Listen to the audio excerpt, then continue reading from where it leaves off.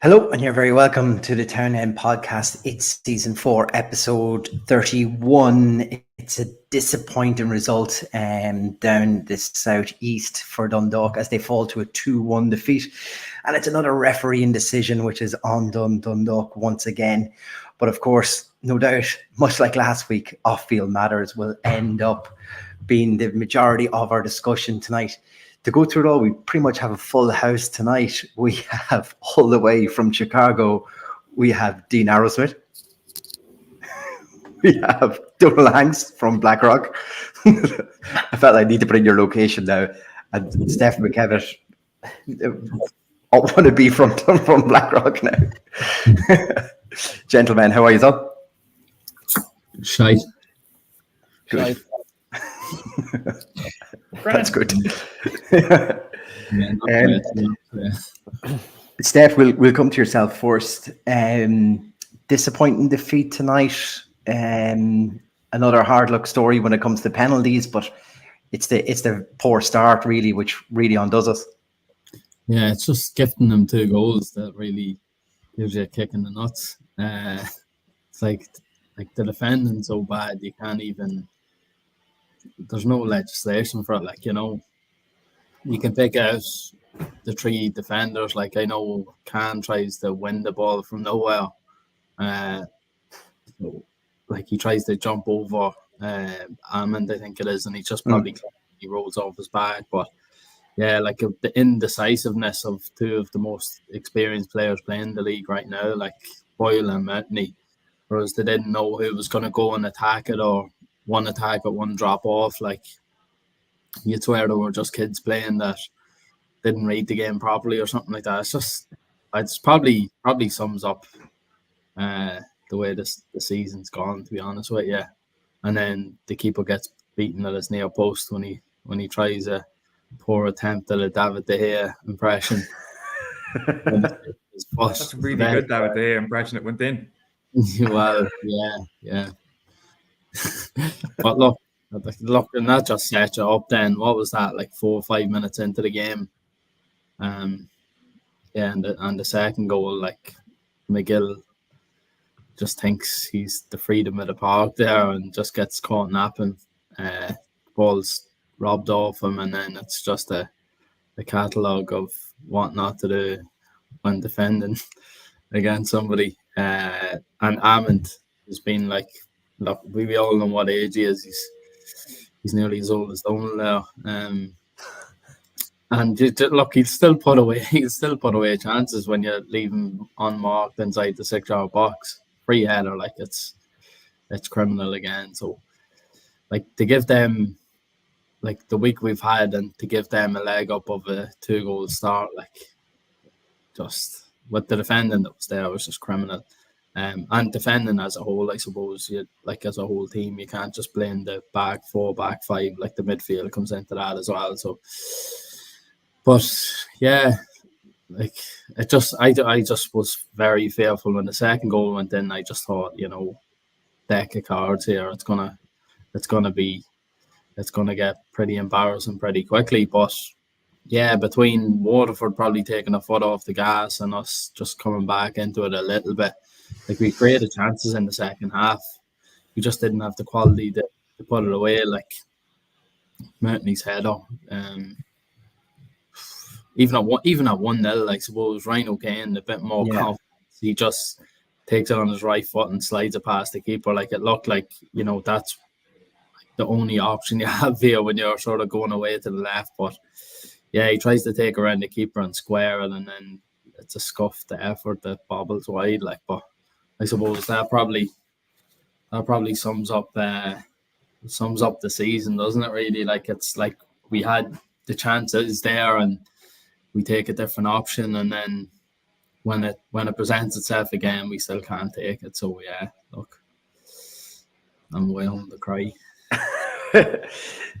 Donal, like, I'm sure John Daly was kind of, you know, we're trying to rally the troops all week long, and the last thing he needed was, you know, to be 2 down after 16 minutes today. Myself and Maxi. Yeah. It was obviously it was going to be a challenging game to manage from the manager, like because of everything that's happened during the week. So like to get everybody game ready would have been a challenge. And I guess the last thing, obviously, the last thing you wanted to give away the goal so early. And I think, like Steph said, it is like a weird microcosm of the whole season that we just made a couple of mistakes and gave goals away, but we had enough chances. Like if we were more clinical, we're taking something home from Waterford tonight. But just weren't able to take the chances, made silly mistakes to give goals away. Just like denied the most incredibly obvious penalty you'll ever see. I got 2 yellow cards because of it. It was a tough night. Like it was a tough watch, just knowing everything that's going on. Like the whole week, obviously last week as well, but the whole week this week has been tough getting to the game tonight, and then for that to be the start of it was like, again, to quote Steph, that was a kicking. Whether it was kicking the balls or kicking the stones, was kicking one of them. Both of them. Yeah. So it was just the worst possible start, and it was deflating. But like the one thing you can't question is just the attitude of the players. They really, really gave it everything, and were unlucky not to. Again, this is the failing of the whole season, but they were lucky not to get a second goal and get a point out of it. But yeah, it was just after the worst possible start. So yeah, couldn't ask for more after that though, apart from a couple of goals. Yeah, of course. Pingu, like for the week that's been in it, for John Daly, you think how difficult of a job would he have had to do there, or is it because of the current situation that the players can rally around it? But I'm just thinking, would your head be in it if you weren't getting paid? You're unsure if you're getting paid? Are you ready? His head doesn't be in his work when he is getting paid. I mean, he said it, didn't he, during the week, that it has been a tough week. He's done his best to get the players up for it, but it's been it's hard to avoid the noise of everything else that's happening. So I have a little bit of sympathy for the team, but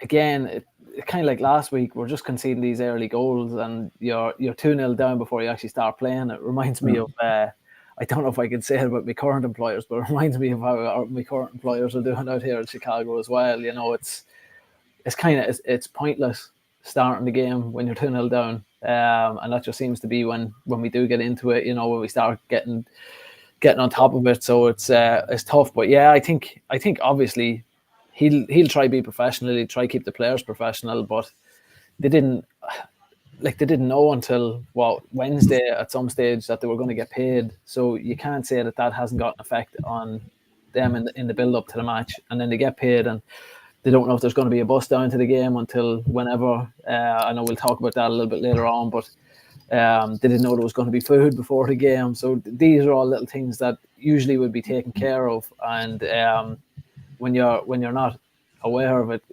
it's hard not to. You know, Steph, you played at Monaghan United, where this would have been kind of the norm, wouldn't it? At Monaghan, all joking aside, like it has to have an impact on you. Would you agree with that?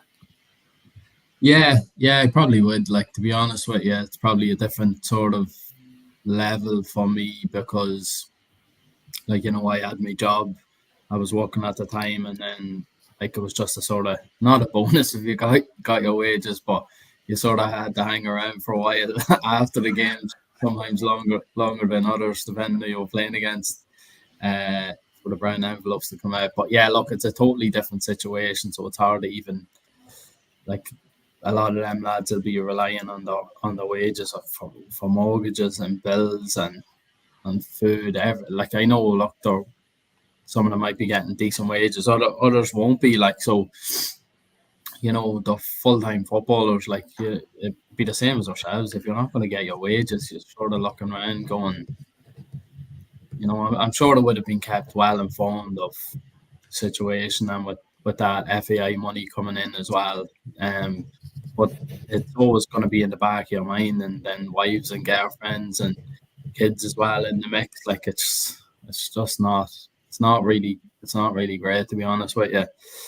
When you have those pressures on your shoulders, and then just to try and concentrate. But on the flip side, it might have been just a welcome distraction to get out in the training pitch as well. But yeah, look, it's it's always going to be in the back of your mind. But the one thing I will say, like, been super impressed anytime I've heard John Daly speak. Like, I don't know, just has a bit of an aura about him, I suppose, that he speaks so well. Like, the way he spoke about everything, like even when he spoke about them not getting the wages last week, it wasn't like he was going on a rant. He was just being personal, and he was putting his side across, and he was being truthful, and that's all you can really ask for from somebody. Like, you know, a bit of clarity goes a long way. Being honest and open, I'm sure it was hard for him as well, and I know he's family back in Scotland, so look, I'm sure there's plenty an evening he's gone back to wherever he's staying, and it's been dark evenings for him. So yeah, look, he's carried himself so professionally. I know we don't hear from all of the players all the time or anything like that, but for them to even go out and just put in a shift, I know, like, I'm talking about performances and I'm being critical, but that's the game we're in. But yeah, for them to even, you know, come out after going 2-0 down, I just thought this is going to be a horror show. But yeah, in fairness, like we've said plenty of times this year, it's not for I want the trying or lack of effort. It's just the quality level probably hasn't been there, unfortunately, for us.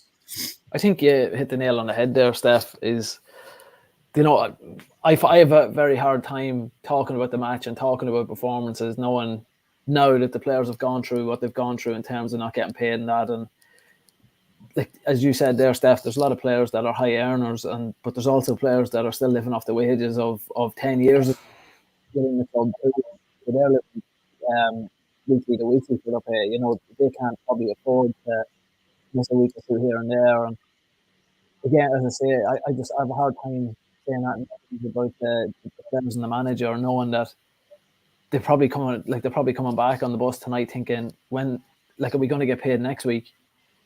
Like, we don't know. You know, that's the thing. It's an ongoing situation, and I know there's obviously the FEI have stepped in now, but what I gather, that's not going to see us through to the end of the season. I don't even know if that's going to see us through to the end of the month. Yeah, I think it was confirmed, they're okay till the end of the month, but right. Yeah, like you said, like, you know, it's going to be in the back of their minds anyway. But yeah. So I have a hard time, you know, saying nothing really negative. I mean, we can say negative, we can talk about the performances, and like as you said, Steph, the quality is just not there. But you can't fault the effort of these lads going out and at least giving it a go. And I think you've seen that in the second half too. Is like, I think, Steph, you said Waterford dropped off a little bit, but the lads actually got out there and there was a bit of fight to it, which you have to admire. It's just, unfortunately, what's happening off the field is translating to what, you know, it's kind of mirroring what's happening on the field as well. And it's just what's happening on the field makes a bad situation worse. You know, at least if we were winning matches, there'd be a little bit of something to be happy about coming on the pod. But there's the only thing I'm happy about is being able to see Donald and Steph tonight. But thanks, Bigger. I saw you last week, Chris. Donald, when you're down there, you're looking for some sort of luck in something, and I kind of want to get into everything about the club, but we'll just come to it in a second. I just kind of want to talk about the penalty incident and how on earth has Rob Hennessy not seen this, or the linesman who's that side not seen this?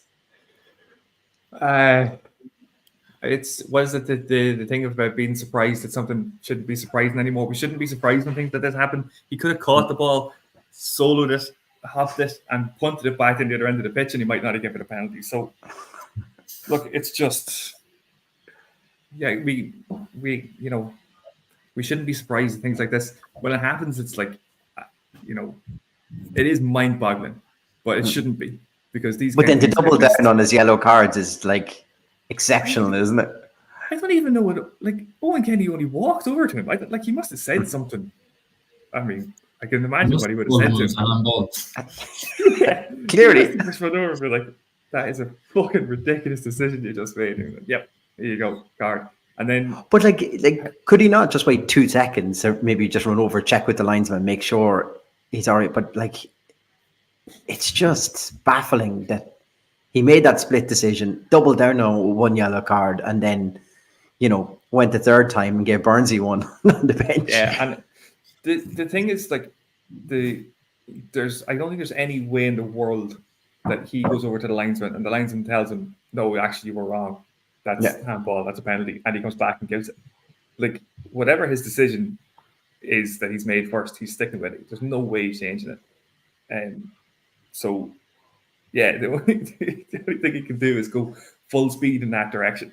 He hasn't given it. He doesn't think it's a handball. So anything that's said to him that, contradicts that, it's like, that's a yellow, because you're disrespecting me by saying that's a handball. But it is just every week in our games, in everybody's games, there's absolutely insane decisions being made, and like some people might say this adds to the entertainment value of the league because the referees are as inconsistent as some of the teams. But it's I challenge him to be a Dundalk fan. I was just going to say it's pretty hard when it's like 2 weeks in a row. There's been like absolutely blatant penalties not given to us, but look, it's not obviously, like the lads were saying, it's not the biggest thing this week, but just nice at the same time. Yeah, look, I suppose, Bingo, this is a bit like last week that there's only so long we can talk about the match when we really need to talk about other issues, and I think we might as well just get straight into it now. Me and you sat here last Thursday, should I say, and it was, a wave of fear, I suppose, was flowing over all the fans in Oriel Park that night that the players weren't paid, and then there was question marks over the financial status of the club. It's fair to say that it all kind of kicked off from those post-match interviews that night while we were live on air, and Niall Newbury gave us the update on the lack of payment for the players. But it's been a tidal wave of news ever since. Bingo, like, I don't know, do you want to go blow by blow on this, or do you want to just give your thoughts first? Yeah, there's been loads has happened. We should all just break it down. But yeah, loads has gone on, and obviously, I suppose it'll start right. Last week on Thursday, me and you on the podcast literally called Frank by name, Frank Carlin, who's obviously part of the committee for the 1903. I'm pretty much begged on the podcast for the 1903 to release a statement. So on Sunday, they released a statement, which I have to commend them for releasing a statement, because that's something that we asked for. So I can't talk ill will of them actually going ahead and doing that. I'm trying to be constructive with this, and I've spoke to Frank and I've spoke to some members of the committee offline as well, prior to tonight's episode. When obviously John Daly came out and John Mountney came out and talked about players missing wages, staff not getting paid, etc. And I just to turn around in a statement and say that it was rumours and it's not as bad as is made out, and then that was picked up by the Men Who Say Football when they released their podcast as well, and they also on their podcast said everything's not as bad as it was. And less than 24 hours later, the owner of the club releases a statement saying, actually, lads, this is everything that has been put out is true and it's in a bad financial state. It just... I can read Brian Ainscott's statement if you want, just on that then as well. So, I'm sure most fans have read it by now, but, he did state that he was hoping to secure Chris, sorry, can I cut you off? Will you do that with a Dublin accent so it sounds like it's him? I'm not into your fetishes at all. I was hoping to secure some investment in August, but for various reasons that did not come true. He's working hard to keep it going, but in the immediate concern is that the club can carry on for the remainder of the season. He is actively seeking investment and is exploring the possibilities of the ownership of the club to ensure that this happens. He will continue to speak to interested parties, and he remains fully positive that we can secure an injection of cash that will keep us going to the end. Regarding wages, he said that there was a delay in the wages. We now know on Thursday that the players did get paid, and he wanted to thank all the staff and supporters and players in Oriel Park that have kept the show on the road so far. Bingo, back to you. Yeah, sorry, can I just jump in just for 1 second? Because there was another bit of this was the story in the Examiner that was written by, I think, James Fallon? John Fallon, yeah. So he had broken news about Noel King before anyone else did, and about Ainscott's involvement in the club, I think, before anyone else did. So when he put his story in the paper that, you know, we were exploring some not very palatable paths out of the situation that we're in, I think a few of us were like, that seems really, really bad. And then the article got updated with the examinership process and what happens to clubs that are in this kind of debt. So this isn't just the statement was like confirmation of all that, but there was pretty much confirmation before that. So just throwing that in because I'll forget to mention that happened. Yeah. There's that much happened that I forgot about that, Donald. So thanks for filling me in. But I think then across social media, obviously it goes from anger to sadness. I think James Rogers and Craig Colgan on the press box said it best when we're all as Dundalk fans going through the stages of grief. It feels like this week, you know, and I think, and I said it last week, like, you know, with the 1903, they're all volunteers. I think they said there's 8 members, and I believe some of their committee members might have only joined in the last 7 to 14 days as well onto the committee. So I have nothing but respect for them in terms of them trying to actually actively do something to get the fans together. But I do feel like some of what's happened over the last week has been ill-timed, or has been, you know, has they've maybe jumped the gun on certain things. Like I've spoke to people who are dead against the GoFundMe when that was set up, and I'm actually in the boat. I think it was a great idea, and I think to have 16,000+ raised already is fantastic.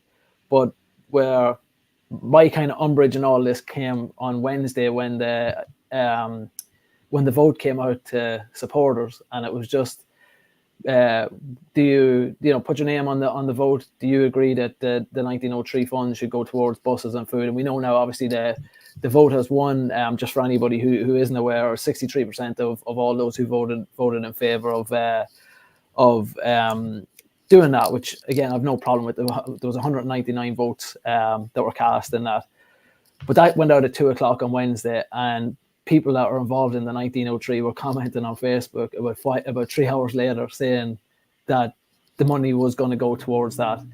And if I rewind a little bit, initially the GoFundMe was to help sort player wages, and they've since came out and said, you know, they can't be compliant. You know, the club wouldn't be compliant if a third party paid the wages. So that's grand, no issue there.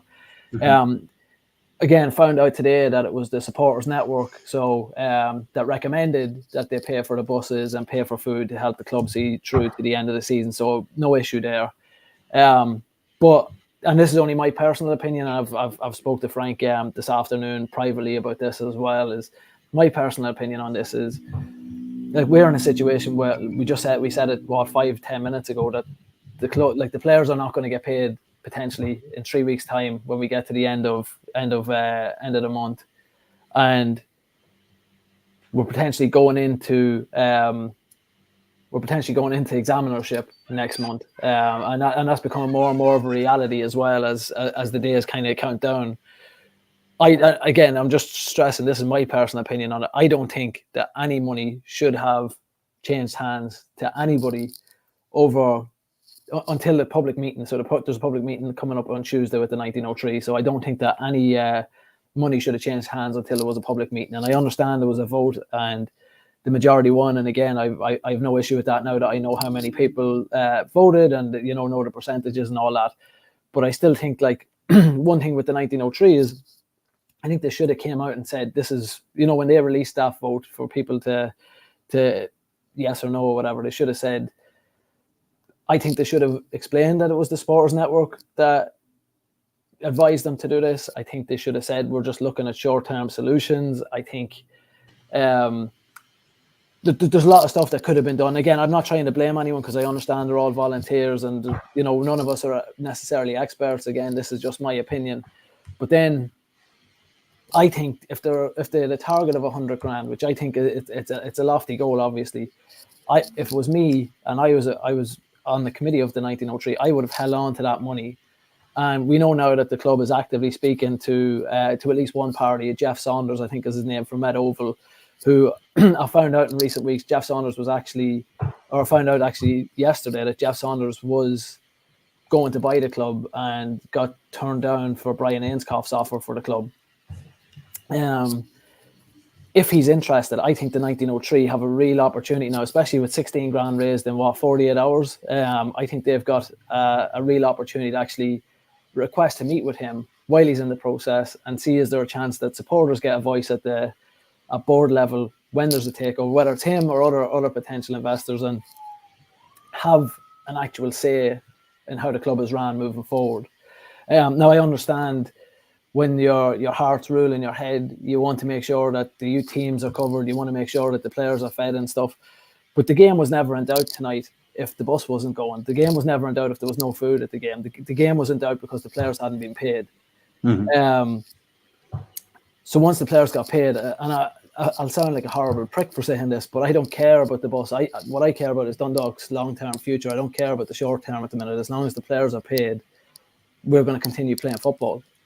So that's just my personal opinion on that. And then obviously they've scheduled the meeting for next Tuesday in the Lily White Lounge. I think it's at 7:30, Chris, is that right? Correct, yeah. In the Lily White, and I think that's extremely welcome, and I think that's one thing that's kind of wound up a lot of supporters over the last week. Is a lot of stuff has happened from the 1903, and I know they're trying to get ahead of stuff, but members until today, I feel like there was a little bit of information was given out in WhatsApp groups, etc. But until today, supporters got very little information on what was happening. Things were just happening, and I understand you probably can't wait to an extent, but I think members want to have a say, and they want to know where money is going. They want to have a voice in where money is going. Mm-hmm. So that's where a lot of my frustration comes from. And with the GoFundMe, I didn't donate that, and I won't donate anything if I'm being totally honest until after Tuesday, until I find out what the plan is for that money moving forward. I personally, again, don't have much interest in paying money to go towards buses and food moving forward. If in 3 weeks' time we're going to be in examinership and potentially, that money's wasted, and I don't mean that in a disrespectful way to the companies that are receiving it. They're probably very, very grateful, and it comes from a good place. But that money could be more effective by holding on to it for a couple of weeks, and then as this ownership situation improves, or as we find out more with future owners, then it can be used as a bargaining chip to help make the club more sustainable long term. And I think that's something that James Rogers and Craig spoke about on the podcast this week on the press boxes. The situation we're in, like, there's no point in blaming anybody anymore. We can all turn around and blame everybody, but as supporters, we didn't do enough. And that's something obviously I've been talking about for a long time. And none of us done enough during that time. And Chris, me and you've spoke about it about 4 times this week on 1 hour calls every time. But the Lily White Supporters Club in 2015 died a death very, very quickly. I think it lasted maybe 7-8 months, and then it was gone before the season ended. But outside of the Lily White Supporters Club and the 1903, there's probably a 5-6 year window where nothing was done by supporters. And we rode on the crest of a wave of success, and that just papered over the cracks of the reality. And we are where we are now because there's been nothing from supporters. And even when StatSports and Andy Conley came in, we expected them to give Peak 6 money every year to get us into Europe, and everything would be rosy. But the reality of it is that it's not, and supporters have to do their bit. And hopefully moving forward, this situation will wake people up to actually do something. And I think that's where, again, as I said, my frustration about everything that's happened this week is more geared towards, I think the 1903 has it, and we said it last Thursday, Chris, they've got a really, really good opportunity now to get people behind them and, move supporters forward together again for the first time in probably 12 years since the Dundalk Trust disbanded. I think there's a real opportunity to do something now. So I encourage everybody to get down to the meeting on Tuesday at the Lily White. Ask any questions. Again, I urge the 1903, and Frank's obviously commenting there, I urge them to stream it in some capacity, because I'm not the only one. I know selfishly I want to be able to see it, but I know there's a lot of supporters that can't make it on the night, and I think it's too important of a meeting, especially in today's world where we shouldn't be able to see it and shouldn't be able to share our voice on the night too. So that's where I am with that. I'm going to take another drink of water now. So Donald, you jump in there. Yeah. Just before Donald comes in, a reminder that although Dean mentioned the press box 4 times, there are other Dundalk podcasts available. Sorry, Donald, continue. like this one. Steph asked me to mention it because he said he's a big fan. He never stops listening every week. Between that. Yeah, I just wanted to just not call it something, but just to bring attention to something that Frank mentioned, which I think is part of what's happened in the last few days. The original statement that they put out didn't say they were going to be paying wages, that it was just to go to match day expenses. So somewhere along the line, the message got confused, and whether it's getting different information from different people, part of what I think caused problems during the week is that either the message wasn't clear enough or the message wasn't unified amongst everybody. Not everybody knew exactly what we were doing. Again, this is the kind of thing where I know time was of the essence and everything, and we were in a bit of a panic because we didn't know exactly what was going to happen in the next week. So, we could raise as much money as we could and do what we could with it. It's admirable that it was set up, and it's amazing the amount of money that's been raised. But I think just the issue that I had was just the communication around it, because it seemed like, I think even before I read the statement, I was told that there's a GoFundMe set up for players' wages, and it was just a strange thing to be like. A few days later, I went back and read it, and it's like it doesn't say wages on it. But it's just one of those things that everybody was running as quickly as they could to try and get this set up, which again is admirable. But I think it caused a bit of confusion amongst some of the supporters, some people. But I think like Pingu said, this is like an opportunity. Like I think a lot of us have, like myself included, have joined the 1903, but then not done anything since I joined it. I've joined it and I haven't been able to attend meetings for whatever reason or engaged or whatever. But like Tuesday night is obviously a great situation for people that are able to actually go. I think you selfishly are going to stay home and not turn up. But I think for anybody that can get down, anybody that feels like this, the message isn't clear enough, at least you can go down and talk to everybody and see if we can get a coherent and clear message from what we're going to do with it. I think getting information secondhand from people is obviously going to be problematic. Like you're going to hear from somebody, oh, this is what they're doing. And then it turns out that's not exactly what it is. So I think that's important for Tuesday, that if we have a clear and coherent message, that everybody gets that clear and coherent message, and we're all on the same page, and we're all moving forward in the next phase of this, where we all know what's going to happen with the money and what opportunities are there for us to contribute to the club going forward. Steph, just your thoughts on the week that has been Dundalk Football Club. Yeah, the week seemed to go on like it was about 2 months at this stage by the time we got to a match. But yeah, look, I think obviously there've been a few, I don't know if he's got as many messages as me, but you get messages with sort of worry and sort of undertones to it. Mm-hmm. And then it sort of comes to fruition where the manager's speaking about, wages not being there. Now, look, you sort of take everything with a pinch of salt nowadays when you get a WhatsApp through. But yeah, look, the manager spelled it out, and I think then we were all left a bit confused, because members of the 1903 committee met with a representative of the club, and the statement that came out, obviously they've just gone on the word of the club. Now, it's easy for us to stand here and just say, they should have known that it wasn't the case. But look, the manager spelled it out, so it's hard not to just call those stories rumours. Everyone's in a difficult place, but I think there was a lot of, statements rushed out possibly, or just saying like, we don't have the full picture yet.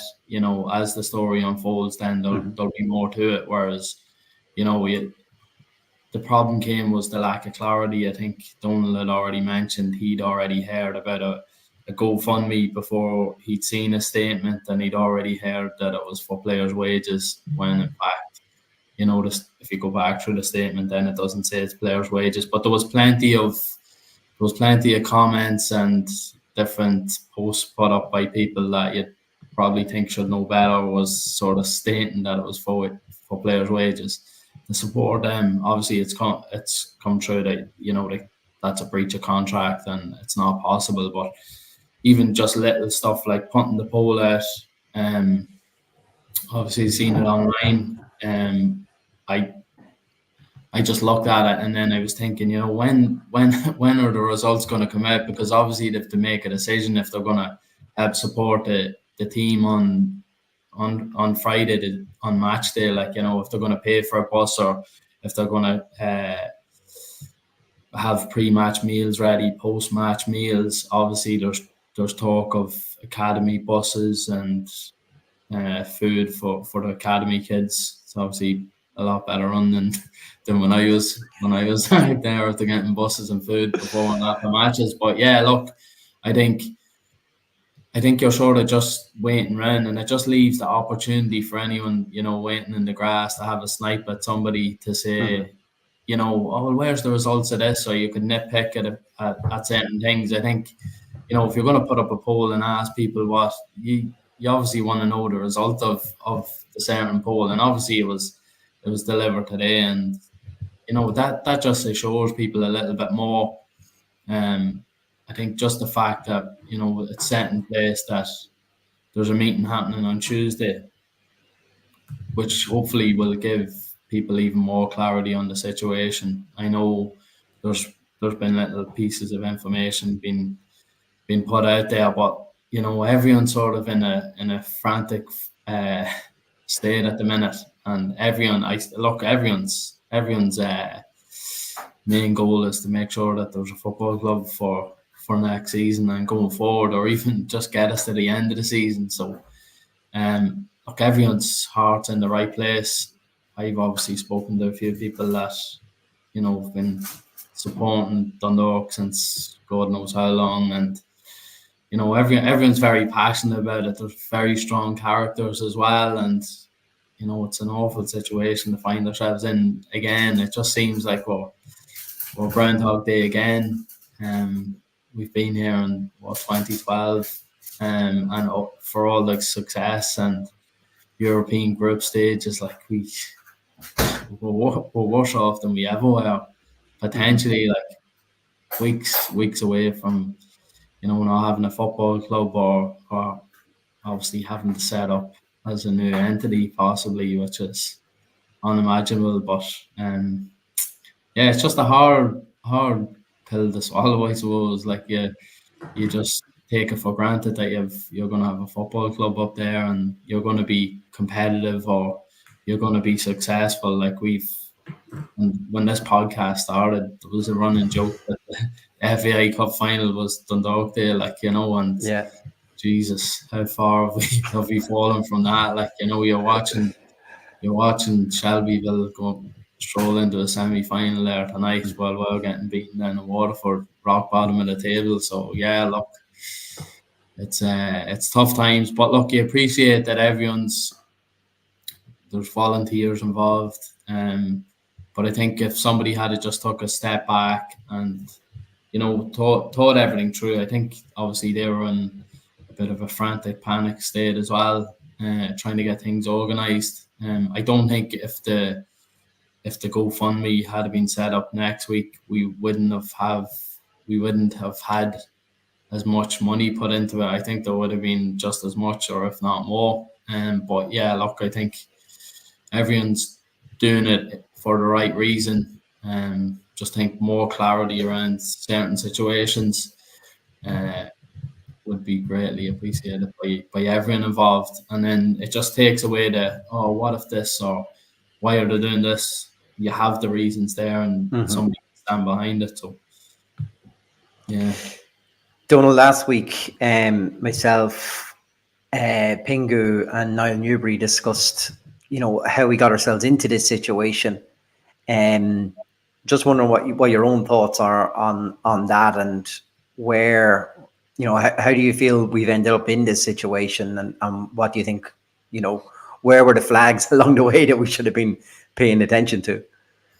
Yeah, look, it's kind of like use like a bad pun, but it's like the $65 million question here, isn't it? Like, how exactly have we ended up in this scenario? Because I guess we've all heard, like Steph was saying, there's you're getting messages from people, you're hearing different stories and different people, second-hand, third-hand accounts of things that have happened, and I think it's kind of impossible for any of us to really, really understand how we've gotten here unless there's, hard copy of accounts that explain exactly where the money has gone. Like, that's the only way we're going to know, and whether any of us are going to ever see that sort of stuff is probably debatable. But I think the thing you mentioned earlier on, like the point, like we're past the point of trying to blame anyone now. Like, and I'm sure a lot of people are, I'm like just genuinely curious about how this has actually happened, because we've probably all heard different accounts of how much money accounts of accounts, yeah, of how much money was there post peak six, how much money was there when the boys left the start of the season, even to how much money we need now. Like, there's so many different versions of those numbers that are going around. It makes your head spin, but it is just a case of, like, I don't think we are, I'm going to say we're not exclusive in this, but there is definitely a wider problem in the league that a lot of teams are making massive losses across just existing as a football club. Like, I was asking you guys earlier on how much it costs a year to run the club, and some of the numbers I got back are absolutely mental. And I'm like, 100 billion. It's like how any of this is sustainable is a really, really big problem. Like, I know that your man from Shamrock Rovers was talking about this, about how they're trying to get away from European money propping them up every season and trying to have a more sustainable model. And I see people talking on other teams, Twitter stuff, and I think a lot of people are really worried that this is what's going to happen to other clubs. That, like, if you push your chips in to try and get into Europe and don't get there, and you don't have player sales, like, you're just stuck with the wages that you had brought in, thinking you're getting to Europe, you don't get in, and it can turn very, very quickly. And I think from a footballing standpoint, like, you obviously can't be relying on getting to Europe, because you can have a referee that is legally blind and can't see somebody sticking their hand up and blocking the ball from going in the net. So you can't rely on that. That we have to have other sustainable systems in place to make sure that we don't end up somewhere like this. But to go back to the original thing, is like, beyond blaming anyone, if you genuinely just want to know what's happened. So I hear people on TV saying about how have they not learned their lesson from the last time, and it's like, I don't think it's the same people. So it's not like they're talking like it's the football club's fault. It's not the same people that were involved the last time. So there's just something's happened, obviously, over the last few years, and we deserve to know what's happened. But I don't know whether we'll ever get a full, clear picture of it, because I just don't think we will. Yeah, look, I think this is the thing. I think I think when other fans go back and say, how have they misspent European money? I think it's, from this owner to the last European run is, that's 3 owners ago. We go through managers quicker than that.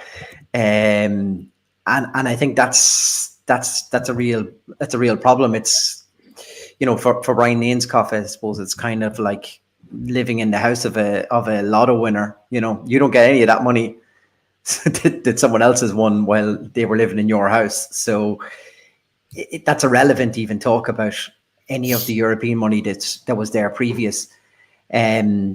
Just out of clarity, I did receive a phone call today from Alan Clark from StatSport, who kind of wanted to get their side of the story across. And to be fair to Alan, I think he has agreed that either himself or Sean at some stage will sit down with ourselves and have a chat with us live. Whether we do that actually maybe as a pre-record and drop it in on a show or something, but they have agreed to have an interview with us, which is great. And I suppose we'll get a bit more clarity from themselves and their point of view there. And I think Clarkey kind of wanted to just maybe challenge one or two what was left from Stat Sports kind of money before they took the club. And I think they were saying there was some legacy issues that they inherited from Peak Six back then, and that I'm sure they'll talk about as well when they come on and to have a chat with us. So I don't think from whatever monies were left from Peak Six, I think there was some inherited debt to be cleared then as well, of which I think most of that money was due to clear anyway. And then the boys, I think he said that they had put money into the club since then as well. Now, they were talking to interested parties when Brian Ainscough, I think Pingu mentioned this already, before Brian Ainscough came on board, they were floating the club in the States and had some interesting parties there. And they did say that they left Brian Ainscough with some monies in the bank before coming over, which should have covered everything that was outstanding. I'm sure all of that will become apparent when we see statements of financial statements as well for last year. So it's interesting. We're getting bits and pieces a bit, like you just mentioned, Donald. We're getting bits and pieces from everywhere. It's hard to piece everything together, and everyone is entitled to their own say on a lot of this as well. So I don't think I want to misquote Stat Sports or Alan Clark in any way by mentioning any figures or anything like that. But I think he was more taken aback by the situation maybe that was being put out that they had left the club. One or two things that when I did have him, I did push him on. One was the YDC and the lack of investment in and around Oriel Park. And he did say to me that they had got quotes before on the YDC, and I think to get it up to the standard and to make it open and have all the fire certs and everything to make it open to the public was going to run into costs of, I think he said somewhere in and around, it could have been 600,000-700,000. And if you'd want substantial revenue coming back from an open YDC to cover that, and I don't think it was going to be a very long-term project for that to even break even. The other one I challenged him on was the pitch and the floodlights. He did mention that they were applying at the time, I think, for grants and stuff that would have covered a lot of the floodlights, but the old floodlights, you can't just tear them down in this modern day. So they would have to be taken down in a purposeful way, recycled in a non-harmful way as well. And there was a massive cost to that, which I think could have been running even to like $500,000 just to take those down and install the new ones then on top of that. So I think it seemed to be one of those things where you could throw a lot of money at Oriel Park then, but somebody has to. And going what I suppose nearly all of us have said here as well is that something that we as supporters should have been taking on, in long-term fundraising projects a long time ago. So when these issues arise now, that we actually had money to do something from. Like I say, I don't want to. I just want to make it known that that Stat Sports did reach out to us and get some of their points across there. But I think what would probably do more benefit to themselves would be for them to come on and answer in their own words too. So we will definitely take them up on that. But I'll just put one or two of those issues out. Steph, like when you take all that on board, you then realize that this is inherited problems from inherited problems from inherited problems. Like this situation, it's been coming for years as well. I think that's probably what hasn't caught that many Dundalk fans out, how grave this crisis really is. Yeah, it seems like a legacy problem. The way, like, look, you don't really understand. Everyone just says, "Oh, sure, look, the pitch is done now. We need to change it," and they don't realize the cost of it. So that's exactly why, like, it'd be welcome for Alan Clark or someone from Stat Sports to come on. And look, anybody that wants to come on and have their say, the podcast mic is always switched on for them to have their say on it, obviously, and talk it through and give their side of things. But yeah, like, even you're talking about, the floodlights and taking down the floodlights, like, you have to have, if you have your ducks in order and you're applying for this grant, and you've talked about it already a little bit, like, if you have that supporters fund or whatever name you're going to put on it, and you go, well, look, there's 20 grand or there's 50 grand, put it towards that, and then, like, whatever your bill, you're taking a bit off that bill to help out. And look, that's for the long term of the club. So it just seems like, it just, for me, just when you go through it all and you try and analyze it a little bit, it seems like, everyone, just new owners seem to come in, and it's great, we've new owners, and what are they going to bring to the table? And then after a little while, then they're sort of taking a step back, and next of all, they're looking to get out. So obviously all these, I don't know if you'd say they're hidden aspects to it, but yeah, look, they're not obvious, and obviously anybody looking to sell the club isn't really going to highlight the problems that they may have encountered along the way. So it just seems like a dark hole run, and so many problems and issues. Like, every corner you turn, there's, like, it's just very negative. Like, I know I'm sort of laughing at it, but if you don't laugh, you'll sort of end up crying about it. But yeah, like, the more, like, you'd sort of briefly mentioned to us how the conversation went, and obviously Alan has agreed to come on the next couple of weeks himself, or Sean, just to get their side of things across. But you're just thinking how bleak it is. Like, how optimistic were we as a club and as fans that Stat Sports were coming in. One of the old owners was returning. We'd so much that everything just looked so bright. And then within a couple of months, then, it was a bit of a reality check. And then there's talks of them going. And then you have a little bit of a renewed hope that, this investor or this man's coming in from the US, he's sort of dipped his toe in League of Ireland with Kerry, and you're sort of getting, I wouldn't say carried away, but you're getting excited about the project again.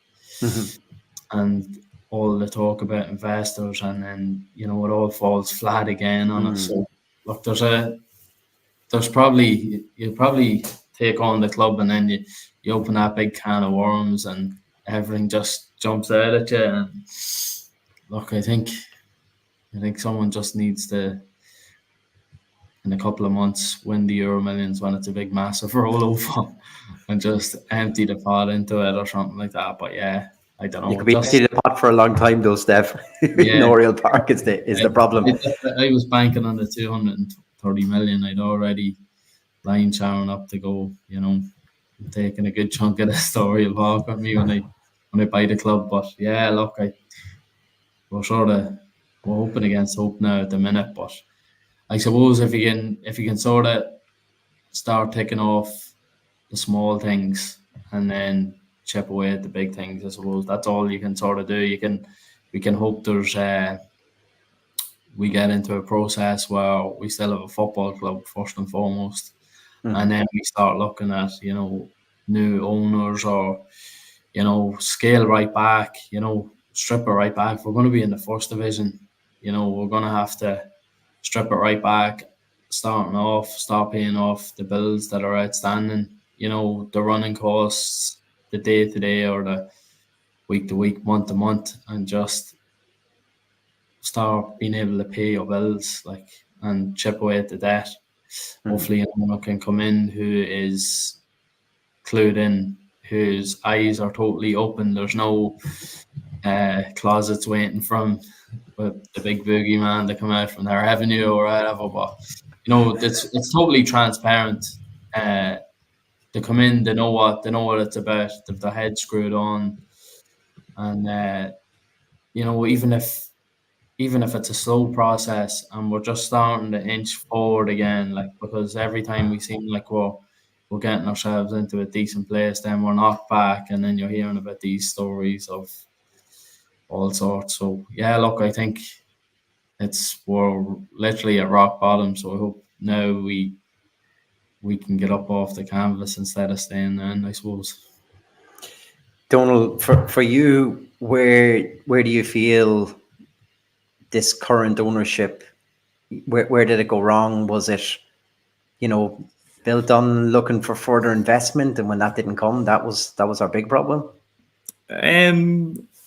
It sort of seems that way, doesn't it? Like there was a lot of talk about investment coming in from different parties, and then I think we all started the spidey sense started to go off after a few months when there had been no big announcement of new fresh investment or whatever, or there was a couple of small bits of investment that were didn't really match Steph's potential Euro millions kitty. But I think that but again, look, we're going off bits of information that we've got from different places. I'm assuming that that's what's happened, that there was a plan for investment and it didn't come. So, but then you're like you start asking questions about why the investment didn't come in. Like, is it because of the debt? Is it because of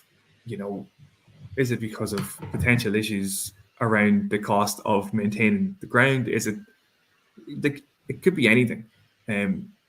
But I think Frank had mentioned it there about the FAI process and applying for the license and everything. And I think there's always questions to be asked about the FAI, but there's definitely questions to be asked about the process that is in place for this.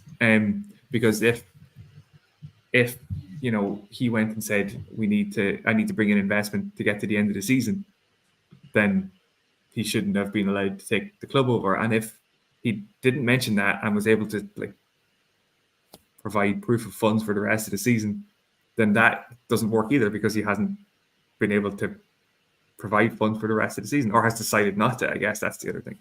But there's again, over the next few weeks, until he explains himself why this has happened, we're all just going to speculate.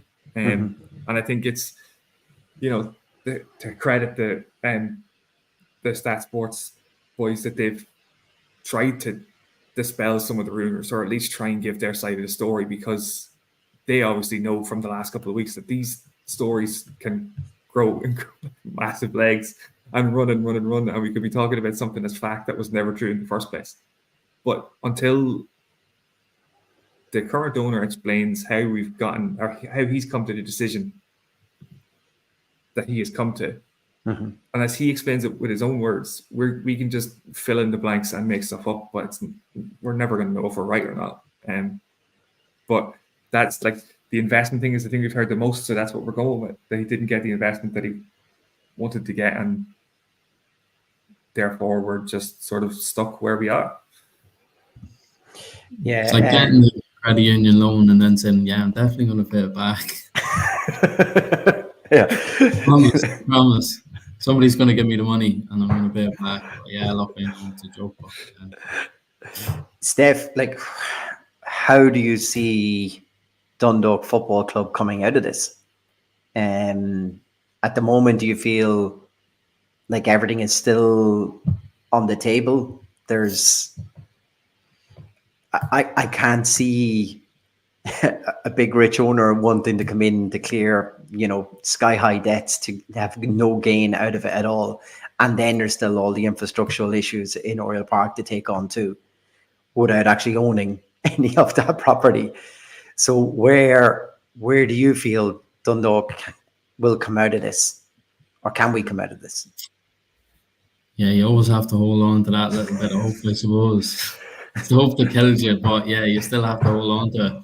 But yeah, like, look, I think anybody that's stupidly rich isn't stupid. So, like, they've got themselves into a position where they've built up a business or whatever it may be. So anybody in their right mind that has that sort of money isn't going to invest or take over the runaway train. So unless obviously they've an undying love for Dundalk FC. I know there was talks a couple of years ago of a billionaire based locally. There was talks of him taking over, but obviously it hasn't materialized, and I think he's passed the baton on to a couple of his sons now at this stage. So I think that ship's probably sailed. But yeah, look, I think there's probably a couple of processes that we can go through. I'd easily say there's 99.9% of people know more about those sort of processes or what they involve, what they entail. Dean probably could talk us through it, because obviously, and yourself, Chris, can talk us through it a bit. 2012, when we were just in an identical position, I suppose, and the doors were going to be closed, and people were able to pull it out of the fire then. But I don't really know. I don't know what the best solution is. I don't know what the best route for us to take. I know Frank is mentioning in the comments the SCAR process. No, I don't even. That's a write-down of the debt process for small businesses, I believe. Yeah, but I think that's the best case scenario, isn't it? Yeah. Like, if we have assets that we can, whatever. But if there's a review done and whoever's in charge of the process doesn't think it's worth going to SCAR, that we go straight past that and into examinership or into something else. Like, I'm not an expert in this either, but from what I remember reading about that exact process, it's like it's not necessarily a given. Like, you can't choose to enter it. It's whoever's coming in to examine the books. The auditors, I think, make that decision, don't they? Yeah. So I think that's probably the best case scenario, that we end up in that and we can just continue on. I suppose the questions that probably arise from that is then the couple of local businesses, like, what is it, Anchor Tours, are meant to be owed a substantial amount of money. I think Rock Salt on a smaller scale. There's been a couple of other playoff it. Yeah, not the crest. Yeah, I think they're owed money too, right? and look, there's it's big. I think the revenue is the big one, and the revenue is obviously the big one then as well. But if that debt gets written down, and obviously they only get a small percentage of what they're owed, like the bad feeling that's going to create, they're not gonna. It's going to take a lot for them to get back involved with this club ever again. Yeah, exactly. And like other companies are going to be looking at that, and they're going to be wary of the situation as well. So look, that's the best case scenario. Yeah, I'm very frightened of what the worst case is going to be. But it's worth remembering. Like, and we mentioned it here, but I don't think it's been talked about too much. But we'll say the best case scenario, we're in the first division. If we get promoted in 2 years, then the pitch has to be ripped up. The floodlights they have to be done. Well, I think things like that, we've got to, if we're still going as a club, those things, we got to plow on with it now. And through applying for. If we're in the Premier Division, though, they not have to get done. They will have to get done for us to get a Premier Division license. But I think even if we're in the first division, I think this kind of short-sightedness has killed us in the past, and I think that's what we got to look past. I think, like, either way, the lights and the pitch need to get done. Yeah. So whether Bingo mentioned about opportunities for the 1903. These are these sort of leadership moments where I think that they could really harness some sort of drive from the fans. The other thing I did mention to Alan Clark was, would they have ever been interested in a portion of the club being owned by fans if we had have galvanized enough interest and financially had it? And they said they would have entertained that. And my immediate worry then was, if that was the case, we would have had a say on how the club was being handed over at the end of their tenure, and we would have a say at the table right now. And that's, I think us as fans, I think this is why we have to mobilize ourselves into a coherent group right now and come together, because I think for the past while, since the Supporters Trust has no longer been around, we hadn't had a say. Owners have gone and probably brought that club in a direction where, definitely at the end of Peak 6, the fans weren't happy with the direction that they had brought us. And Stat Sports we were kind of definitely grown apathetic to how things were run there, the lack of financial any sort of upgrades that they were willing to do in Oriel Park and everything else. And they seem to have kind of run their limits on financially how much they were going to be able to put into the club. And Brian Ainscough has also run into the same issue again. But I feel if we actually have a say going forward on the running of this club through an ownership model where we have people on the board, one, we can, not that we can get ahead of these things, but we can definitely flag these things a lot earlier. We can have our say. We can demand maybe a little bit more from, question maybe a little bit more decisions that are made, decisions about what owners were handing this club over to, and is it in the best interest? And let's not just walk away from the club. We need to stay within the running from here on out. And I think that's inherently important from this point forward. And I think if we made mistakes previously from ownership models coming in, is that we were too reliant on certain individuals were going to be able to financially run this club and run the club in a way that we, when other fans talk about Dundalk and say, well, how come he's got the worst pitch? And, you have to go down that line of explaining everything. But I think if we have a fan ownership element of a new, with running side by side with a new owner, I think that's the only way forward. And I also believe then that part of that group as like a side element of that group has to be, from here on out, is fundraising for infrastructure all year round. Let's not just wait. It's exactly the point you just brought up. This pitch has to be done. These lights have to be done. If we go back to, Peak 6 are selling up, and we had to organize ourselves then to get into an ownership model and a fundraising model, we would have 3 years of a pot of money.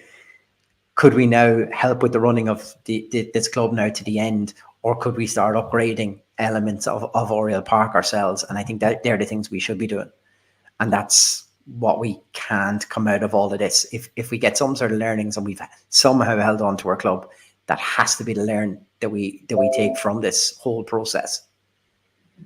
Yeah, and there's situations now like Tuesday night is a great place to start these conversations with a wider group. I know we've got people listening and watching here that obviously care about the football club, but that apathy that we talked about towards the end of the last couple of seasons, really, but that hasn't helped us at all. It's like you said, that's part of the reason that we don't have a say in what's happening is the apathy that sets in. And I think we spoke about this plenty of times about how even when things are good, we need to keep something like 1903 viable and active, and we need to keep knocking on doors, but we have to make sure that the fans are represented and are present in decision making. And and B, it's a sad state of affairs that we're coming at this from, well, we think it's rock bottom, but if we could have a layer beneath the rock, bottom, but it is like, at least there's an opportunity to see this as an opportunity, to see this as a place to start for these kind of things, and to really galvanize the supporters and the town around this and everything. But it's just sad that it's starting from here, but at least we have the opportunity to do something and collectively do something. And it's important, and we all talk about it a lot, I suppose, but it is important that the fan base are as in unison as we can be for these sort of situations. Like, I know people are going to disagree with this and disagree with that, and everyone's entitled to their opinion and all that stuff, but we just, for better or worse, we just need to get ducks in a row. We need to get behind one particular voice and have that be the voice of the fans. So again, I'm not banging the drum to get people to go to the meeting on Tuesday, but it's a brilliant place to start from, I guess, from the bottom, and see where we can get to and see what we can come up with as a group. Steph, any Euro Millions numbers in yet? No. I'm not sure. I thought you were checking them there. Sorry. Did Gally win the Euro Millions? Is that why he's not here? As soon as things go bad, Gally leaves and I have to come back in. It's an upgrade. Don't tell me said that. We should give Gally a shout out, because I was watching some of the games during the week, and he could be playing right back for us next season. Right back on the bench. No, he's no, right in there. He's the best right back in the first division. Like a young Ravis Javukas. True. But a shout out to Gally and everyone on the Irish transplant team who are doing exceptionally well in the inaugural World Cup transplant competition there. Lads, just before we finish up, just a quick shout out as well. So you've mentioned a few times there, Donald, the 1903 meeting on Tuesday. Doors open at 9:30 for the meeting to start at 8 o'clock in the Lily White Lounge. So get there if you can. I think you said the doors open at 9:30 for an 8 o'clock. Did I? I think could have. I'll go again. Doors open at 7:30 for a meeting starting at 8. That got that right in the end. And also Dermot Keely's book launch will be on Thursday, and that's also down for Oriel Park as well. Better Without the Ball. So there's 2 events up in Oriel this week that are, hopefully will be well supported by the local community too. Gents, is there anything else? Or are we leaving this on this optimistic note? Just one thing I'm going to say. In the words of Rocky, it's not about how hard you can hit. It's about how hard you can get hit and keep moving forward.